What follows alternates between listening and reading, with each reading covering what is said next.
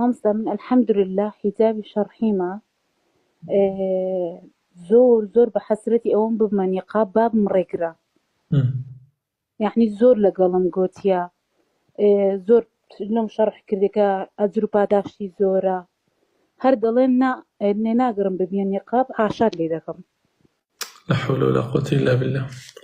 و زۆرشم بۆم ڕوون کردیتەوە بەخۆشی و ڤیدیۆی مەلایەنم زۆر لۆ پێ کردیە، دەڵێ دەزانم خێری تێدایە بەس ئەمن لێ ناگەڕم حاشات لێ دەکەم.